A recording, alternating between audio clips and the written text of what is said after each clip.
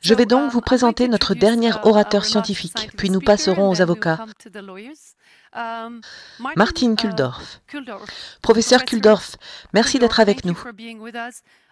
Vous êtes du département de médecine Howard Medical School et vous allez nous expliquer une grande déclaration, la grande déclaration de Barrington. Vous êtes là? Merci beaucoup de m'avoir reçu. C'est un grand plaisir. Et merci pour tout l'excellent travail que vous faites pour apporter un peu de bon sens à cette folie que nous vivons. Je voulais parler un peu de la grande déclaration de Barrington, mais aussi de certains des principes sous-jacents de la santé publique que nous avons jetés par la fenêtre pendant cette pandémie. Et pour ceux qui sont intéressés, j'ai envoyé un tweet sur ces choses plus tôt dans la journée, énumérant 12 principes de santé publique oubliés. L'un d'entre eux est qu'en matière de santé publique, il est important de ne pas se limiter à une seule maladie comme le Covid-19, mais de prendre en compte tous les aspects de la santé publique et d'examiner les dommages collatéraux ou les autres conséquences ou préjudices causés par les mesures que nous prenons, quelles qu'elles soient. Et cela a été complètement oublié pendant cette pandémie. Et nous avons vu maintenant, comme les deux orateurs précédents l'ont mentionné, que nous avons d'énormes dommages collatéraux dus aux mesures de confinement et à cette stratégie. Nous avons des taux de vaccination infantile en chute libre. Les résultats des maladies cardiovasculaires sont bien pires. Nous avons beaucoup moins de cas de cancer, mais ce n'est pas parce qu'il y a moins de cancers que nous ne les détectons pas. C'est parce que les gens ne reçoivent pas le traitement qu'ils devraient avoir. Et cela n'entraînera peut-être pas autant de décès cette année, mais cela se produira dans les années à venir. Nous devons donc vivre avec et mourir avec pour les 2 prochaines décennies. Nous avons aussi la détérioration de la santé mentale, tant chez les personnes âgées que chez les jeunes. Et donc, voilà l'aspect très tragique de notre réponse à cette pandémie. Et au fil du temps, nous allons obtenir de plus en plus de données et de plus en plus de chiffres sur l'ampleur exacte de ce problème. Et le deuxième principe de santé publique que nous avons oublié est que la santé publique est une question de long terme et non de court terme. Et beaucoup de médias et de discussions scientifiques sur cette pandémie portent sur le nombre de cas de Covid cette semaine, le nombre de décès cette semaine, etc. Et ce qui s'est passé au printemps, les mesures de confinement, qui, j'en suis sûre, ont eu un certain effet sur la disparition du Covid-19, mais cela ne fait que repousser les choses à l'avenir, de sorte que nous sachions plutôt comment faire face à l'automne. Donc du point de vue de la santé publique, cela ne présente aucun avantage, mais cela ne fait que repousser les problèmes à l'avenir.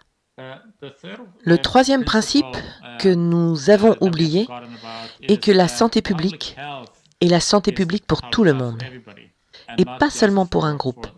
Et ce que nous avons essentiellement fait avec le confinement, nous avons protégé les jeunes adultes qui peuvent travailler à la maison, qui sont à très faible risque, comme les avocats, les journalistes et les scientifiques, qui n'ont pas besoin de protection parce qu'ils sont exposés à des risques minuscules de Covid-19 à la place.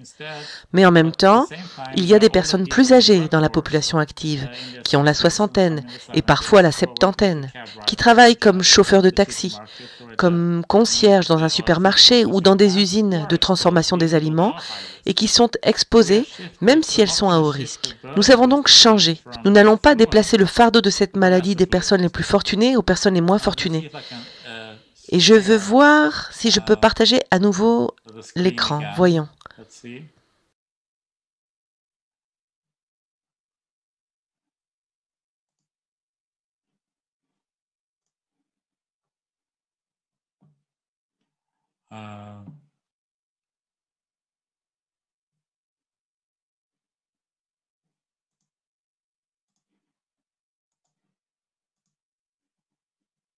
Pouvez-vous voir cela sur l'écran?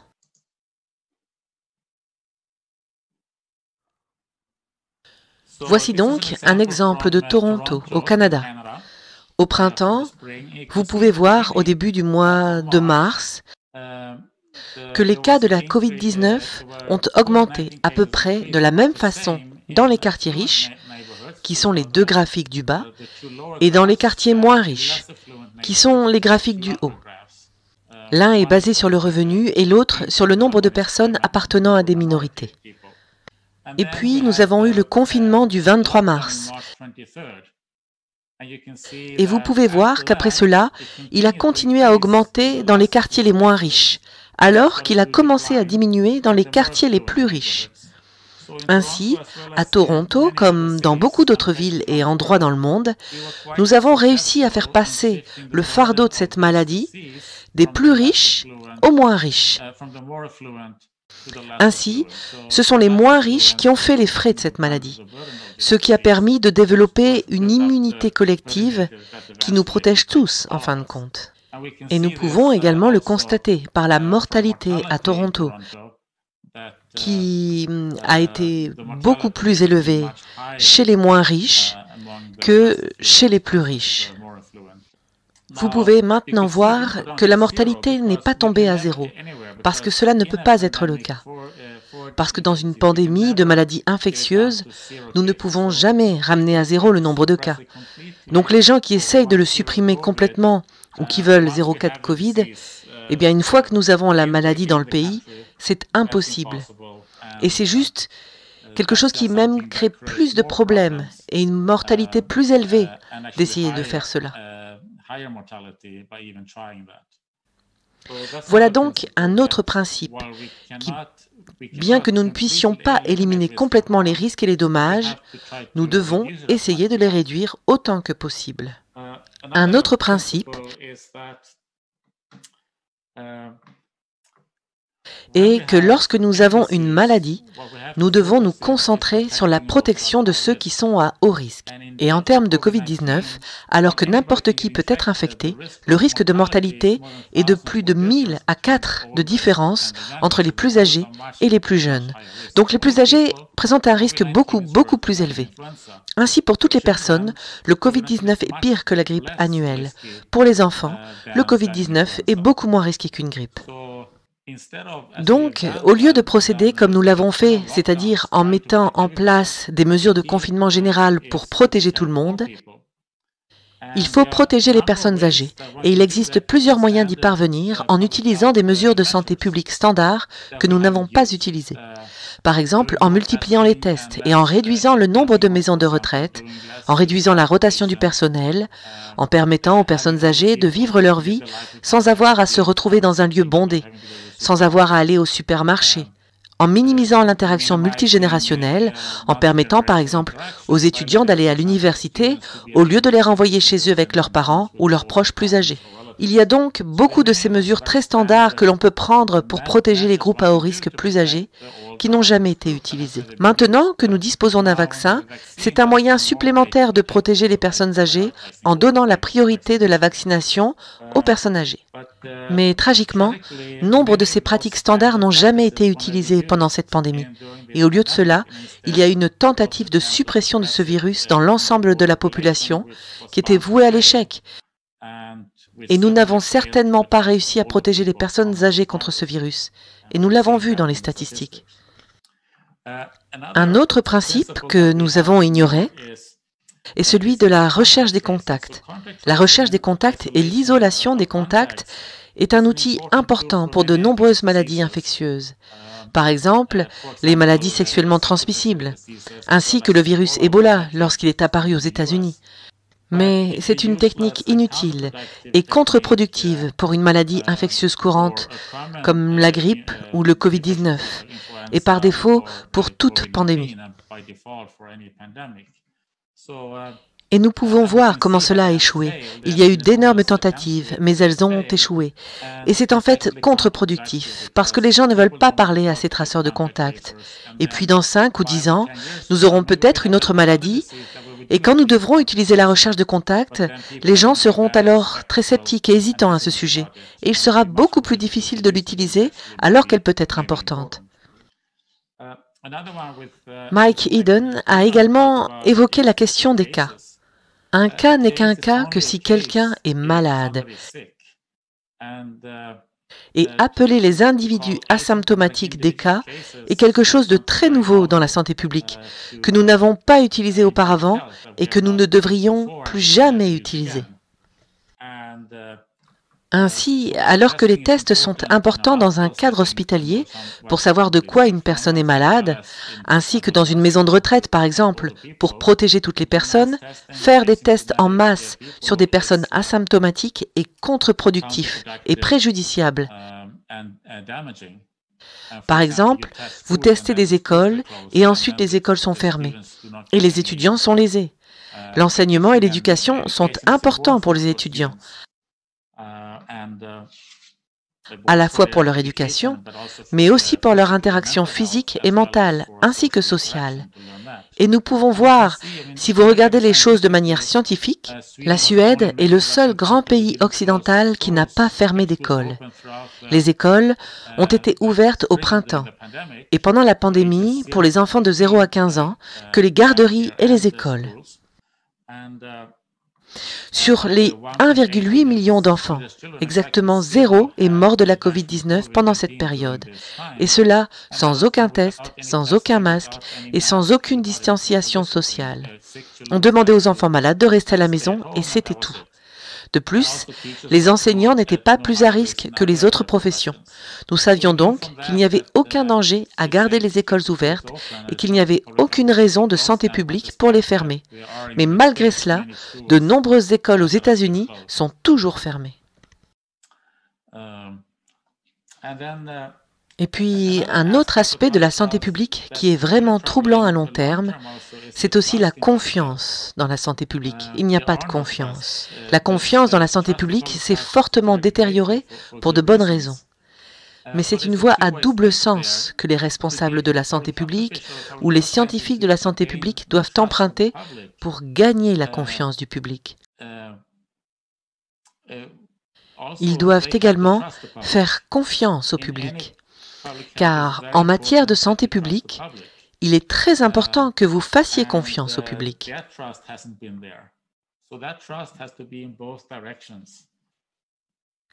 Le problème, c'est que lorsque vous utilisez la honte, la peur ou une peur exagérée, nous essayons de susciter une peur injustifiée pour inciter les gens à faire les choses, ce qui est extrêmement préjudiciable à la santé publique à court terme, mais aussi à plus long terme, et qui aura des conséquences pour l'avenir, comme par exemple le fait que le confinement ait été géré par la santé publique. Il pourrait maintenant réduire la confiance dans les vaccins. Ce sont donc des conséquences extrêmement tristes que nous allons vivre pendant des années et nous devons trouver un moyen de rétablir la confiance dans les deux sens, entre le public, les responsables de la santé publique et les scientifiques. Une autre chose qui a été jetée par la fenêtre est que dans le domaine de la santé, de la médecine et de la santé publique, il y a beaucoup de choses que nous ne savons pas. Et nous devons être très honnêtes sur ce que nous ne savons pas, et cela n'a pas été fait. Il y a des gens qui ont mis au point, comme le collège Peel, des modèles de prédiction où l'on devine quelque chose pour le paramètre d'entrée, puis on calcule ce qui en ressort, avec 2 millions de décès aux États-Unis et un demi-million au Royaume-Uni, par exemple. Mais ces chiffres dépendent fortement du paramètre d'entrée qui a été simplement deviné, de sorte que le résultat est également une supposition. Il est donc très regrettable de considérer cela comme une sorte de fait ou comme fiable. Un autre exemple est maintenant cette nouvelle souche de Covid-19. Nous ne savons pas en quoi elle diffère de l'autre, donc nous ne savons pas si c'est quelque chose d'important, et donc nous devons être très honnêtes à ce sujet, nous ne savons pas ces choses. Et utiliser cela comme une tactique de peur pour la population, comme je pense que cela a été fait par le ministre de la Santé du Royaume-Uni, Matt Hancock, est une erreur. Ce n'est pas comme ça qu'on traite la santé publique. Un autre principe, c'est que dans le domaine de la santé publique, la science aussi doit avoir un débat ouvert, une discussion ouverte, un discours ouvert où différentes personnes peuvent émettre des théories, qu'elles aient raison ou tort, et qu'elles en discutent. Mais cela a été jeté par la fenêtre pendant cette pandémie. Et ceux d'entre nous qui avaient un point de vue différent sur la question au printemps ont été pratiquement réduits au silence, ou censurés, ou ignorés. Et ce n'est que récemment, à l'automne, que le débat a été plus vigoureux, ce qui est formidable, mais cela aurait déjà dû se produire au printemps. Et cela aura aussi des conséquences extrêmement néfastes pour l'avenir. Et nous devons trouver un moyen de faire face à cela. Il y a comme une sorte de malaise dans notre façon de penser. Et les gens ont peur de s'élever contre le discours établi sur cette pandémie. Le dernier principe, le 12e principe, est qu'en matière de santé publique, nous devons écouter le public, parce que ce sont eux qui vivent ces conséquences sur la santé publique. Ce sont eux qui voient leurs enfants penser au suicide. Ce sont eux qui voient une personne âgée, leur mère ou leur père ou leurs grands-parents dans une maison de retraite. Et ils ne peuvent pas leur rendre visite. Ce qui fait qu'ils perdent lentement tout intérêt pour la vie. Ce sont eux également qui ne peuvent pas nourrir leurs enfants parce que le marché est fermé, surtout dans le tiers-monde, mais aussi en Europe occidentale. C'est donc un autre problème que les responsables de la santé publique ont en quelque sorte essayé d'imposer leur message, mais sans écouter ce que les gens disent. Et c'est une partie énorme et importante de la santé publique, d'écouter le public.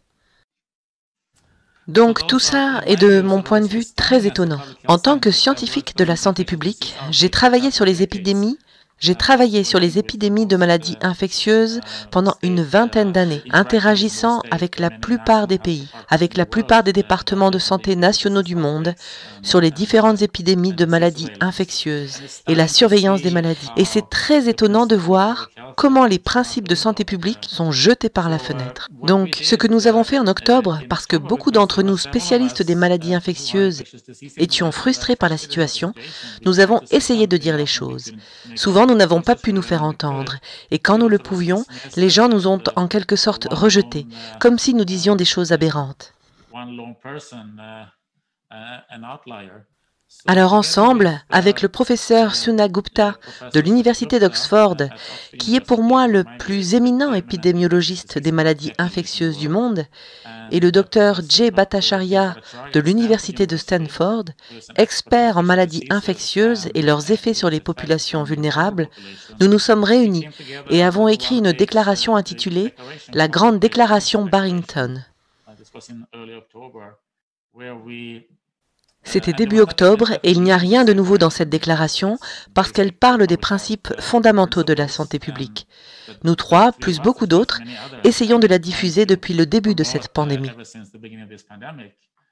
Nous devrions avoir une stratégie de protection ciblée nous permettant de faire un meilleur travail en protégeant les personnes âgées à risque, en utilisant les moyens de santé publique standards et en même temps, les étudiants devraient aller à l'école et les jeunes adultes devraient pouvoir vivre leur vie normalement. C'est toujours bien de se laver les mains fréquemment et rester à la maison est le meilleur conseil si on se sent malade. Pas seulement pour le Covid, mais aussi pour la grippe et pour les autres maladies infectieuses. Mais pour ce groupe, les conséquences des dommages collatéraux sont bien pires que le plus minuscule risque lié au Covid-19.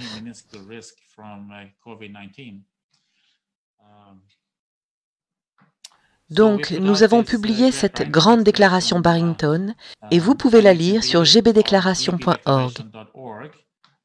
Il y a aussi une section foire aux questions qui décrit les choses plus en détail. Et à ce jour, nous avons plus de 750 000 co-signataires, parmi lesquels plus de 10 000 scientifiques de la santé publique et du monde médical, ainsi que beaucoup de médecins traitants. Ce n'est donc pas une opinion marginale. Elle est très peu relayée par les médias, mais beaucoup dans la communauté médicale sont d'accord avec cette déclaration. Et encore une fois, nous n'avons rien inventé. C'est quelque chose que beaucoup de gens affirment depuis très longtemps. Voilà ce que j'avais à dire sur le Covid-19 d'un point de vue de santé publique. Merci beaucoup de m'avoir écouté. Merci beaucoup, c'est une très bonne contribution. Merci. C'est ce que nous avions besoin de savoir. Vous savez, une expertise de santé publique et une analyse de la notion de santé publique du Covid. J'ai un étudiant de l'Université de Fribourg, en Suisse, qui est ici et qui aimerait vous demander une petite précision. Oui, vous pouvez venir ici. Leonard Winkler. Hello, yeah, my name is Leonard Winkler and Bonjour, mon nom est Leonard Winkler et professeur Kulldorff, merci énormément. J'apprécie grandement vos commentaires et la déclaration que j'ai lue quelques jours après qu'elle soit sortie et que j'ai relayée.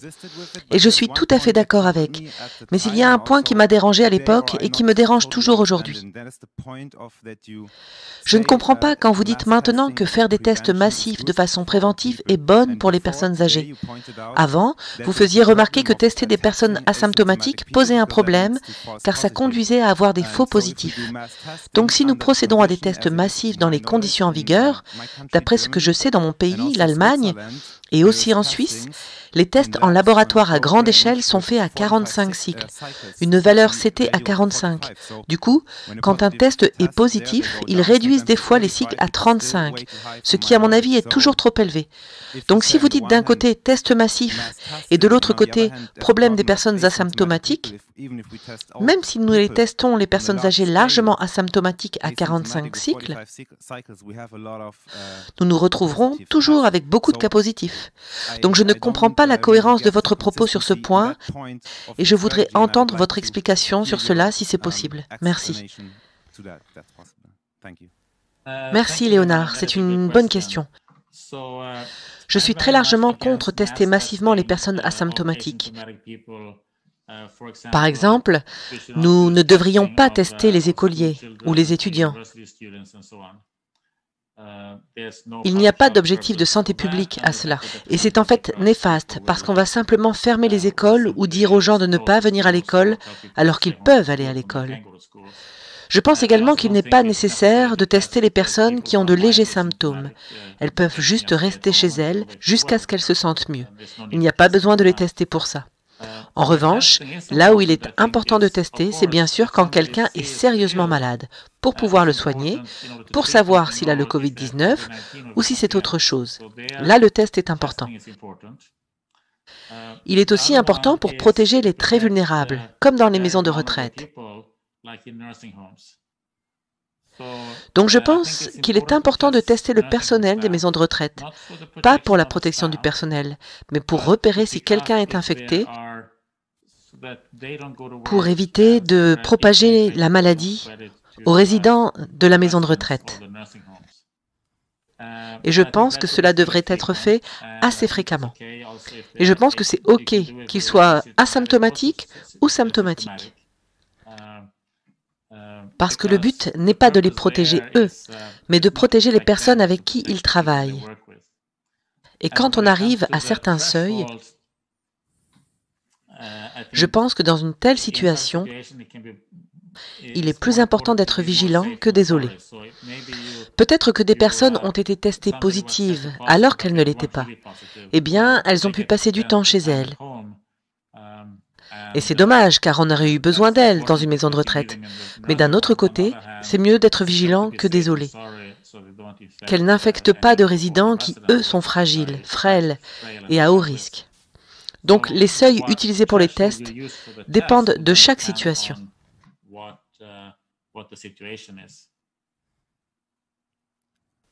Ok, merci beaucoup. Professeur Kulldorff, travaillez-vous avec des avocats ? Je ne travaille pas avec des avocats. Mon collègue, co-auteur de la Grande Déclaration Barrington, le docteur Jay Bhattacharya, lui a fait beaucoup de travail juridique. Moi non, je n'ai pas fait de travail juridique. Alors la déclaration est protégée ? Pour faire en sorte qu'elle soit quelque chose de plus légal ou éthique ou une directive pour le futur ? C'est juste pour savoir. Exact, ce n'est pas juridique. C'est plus, je l'espère, une directive. Et nous la voyons aussi un peu comme un bouclier et un fer de lance pour d'autres. Il y a beaucoup de gens en dehors de la santé publique qui, en fait, comprennent très bien la santé publique. et qui s'opposent au confinement et qui sont écartés car oh, vous n'êtes pas épidémiologiste, vous ne connaissez rien aux maladies infectieuses. Donc je pense qu'avoir 3 personnes ayant travaillé pendant plusieurs décennies dans la technologie des maladies infectieuses, statuant des principes clairement sur une page, je pense que c'est une aide pour d'autres, afin d'argumenter contre les confinements très dommageables, autant en public qu'en privé, que pour les médias ou pour les avocats dans les tribunaux. Okay, thank you very much.